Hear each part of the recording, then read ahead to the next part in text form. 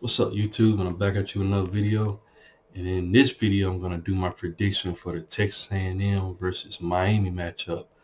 It's another rematch. We had a lot of rematches from last season happening this year. We had Florida versus Miami.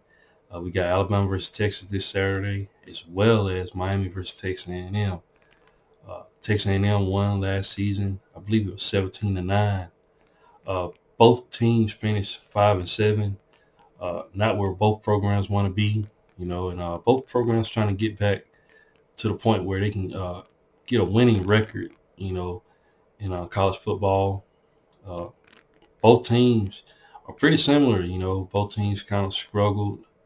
Texas A&M had a really good season back in, I believe it was 2020, but, ever since they've been in there, had some success when they first got in the SEC. But ever since, those first couple of years in the SEC, they just never really got to the SEC championship, So this is definitely something Jimbo Fisher wants to fix. Meanwhile, you got Mario Cristobal at Miami. Um, Miami used to be a really, really good team back in the day. It's been a while since they've been, relevant, you know, and since then they got Mario Cristobal. In my opinion, a really, really good coach.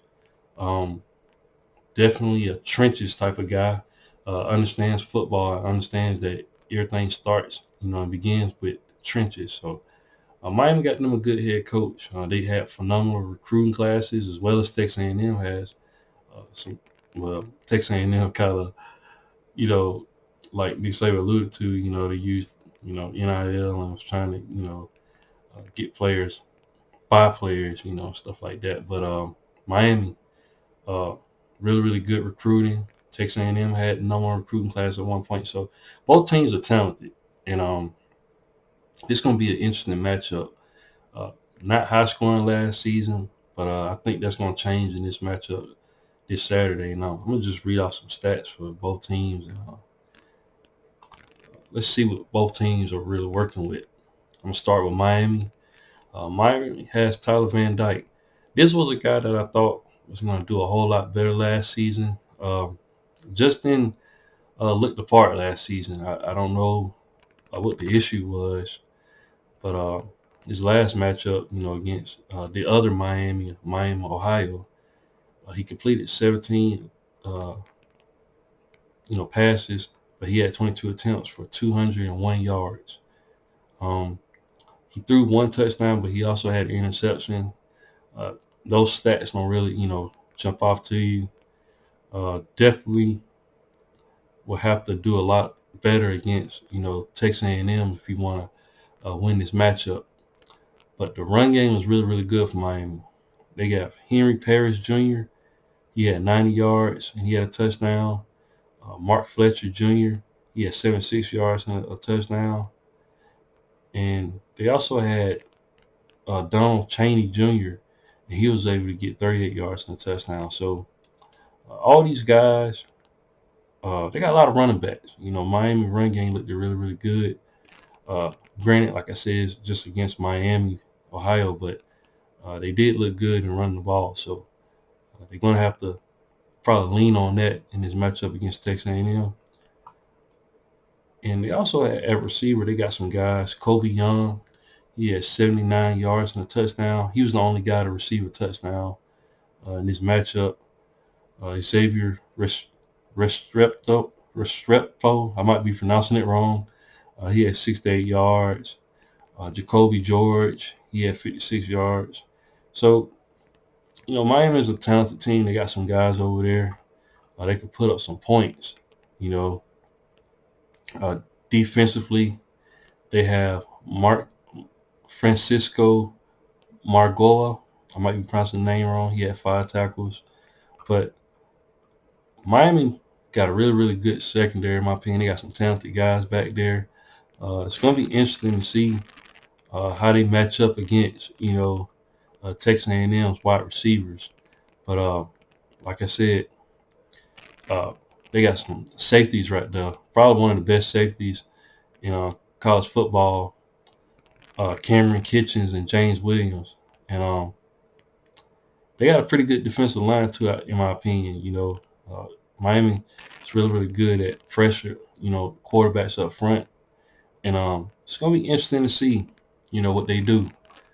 Now for Texas A&M has some guys as well. Quarterback Connor Wayman. This was a guy that I thought should have started, earlier last season for Texas A&M.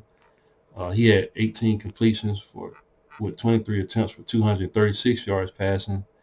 And he was able to get 5 touchdowns. He had a really good game, against New Mexico. Um, Definitely a guy, like I said, should have been starting. I don't know why Jimbo didn't start him last season as often as possible, but he just didn't do it. But they also have Max Johnson. He came from LSU. He only got like 41 yards and a touchdown, but they got another guy that's capable of stepping in if something were to happen with Connor Wayman. At running back, Texas A&M got some guys. Amari Daniels, he had 51 yards. He didn't get his touchdown, but Le'Veon Moss, let me tell you, this guy is a beast of a player. He only had 26 rushing yards, but he had a touchdown. He only had the only rushing touchdown in this matchup, but Connor Wayman, he can run the ball a little bit too. He can scramble. He had 22 yards on the ground, so uh, watch out for Texas A&M. Like they definitely got some guys. Like I said, Le'Veon Moss is a guy to look out for in this matchup at the running back position.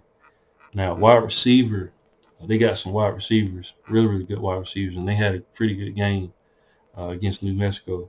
Evan Stewart, he had 8 receptions for 115 yards, 2 touchdowns. Really good player. Noah Thomas, he had 6 receptions for 74 yards and 3 touchdowns. And Moose Muhammad, another guy, he was able to get a touchdown. He only had 12 yards receiving, but they got some talented guys on this roster. Nia Smith, that's another guy that you got to worry about. He had 40 yards. Texas A&M has a lot of weapons on their offensive side of the ball, and it's going to be interesting to see what Miami does to slow them down. Texas A&M also has a new offensive coordinator in Bobby Petrino, so um, he already done some good things with Connor Wayman against New Mexico State for him to open it up and be able to pass the ball like he has. Now, and they also brought in Ole Miss's old running backs coach, so watch out for Texas A&M. Their offense is going to be really good. Now, if I were to give my prediction, both teams, in my opinion, have really good defenses, and both teams was able to, uh, run the ball and do, some good things in their matchup. Now, I'm gonna read off some more stats before I give my prediction of both teams. Now, a lot of people picking Miami to win this matchup, and I'm gonna read the stat off for you guys real quick. Okay, last matchup, total yards. Texas A&M was able to get 411 yards. They got 277 through the air, and they got 134 on the ground. In my opinion, if run the ball, I think you need to at least get 150 to be, make it decent, in a matchup, but they still was able to pass the ball at a really good level. So yards allowed, Texas A&M was allowing 222 yards a game. Like I said, you can take these stats, with a grain of salt because it was just the first matchup. Pass yards allowed 131. Rush yards allowed 91 yards for Texas A&M. Miami, total yards, they was able to get 493 yards in their matchup. They got 243 through the air, and they got 250 on the ground. That's a balanced offense, guys. Miami has really good balanced offense so far. Like I said, just take it with a grain of salt. They're allowing 215 yards. They got 164 through the air. They're allowing 164 through the air, and they're only allowing 51 yards on the ground. So both defenses are really good, in my opinion. It's going to be interesting to see if Jimbo Fisher is going to really allow Bobby Petrino to have full control of this offense. I've been kind of going back and forth on who I think will win this matchup. Because my opinion, I think it can be close. Like I said, Texas A&M won last season. And if I had to pick a winner in this matchup, I'm going to pick Texas A&M. And the reason behind it, I think up front, Texas A&M on the defensive side of the ball, it's really, really tough. Texas A&M always, in my opinion, the last couple of seasons had a really, really good defensive front. They just wasn't able to pull everything together. Texas A&M got some players over there on that defensive side of the ball, as well as Miami. But I like Texas A&M front better on the defensive side of the ball, and I also like Connor Wayman, even though Tyler Van Dyke is considered a veteran in this situation. I normally don't go against the veteran quarterback, but I just think Texas A&M, considering what they did against New Mexico, and a Miami team that hasn't really been that good, the last couple of seasons, just the unknown of what they're going to be. I'm going to pick Texas A&M to win this matchup. I can't really give a score prediction, but if I had to, I think it would be somewhere in the realm of maybe, I want to say, maybe 28 to, I want to say 28 to 24. I think it'll be close at first. I think both teams are going to come out, playing really, really good. But I trust Texas A&M, talent more than Miami's right now. But I could totally be wrong. Miami could really, come in here and blow the doors off Texas A&M. But I just see Texas A&M.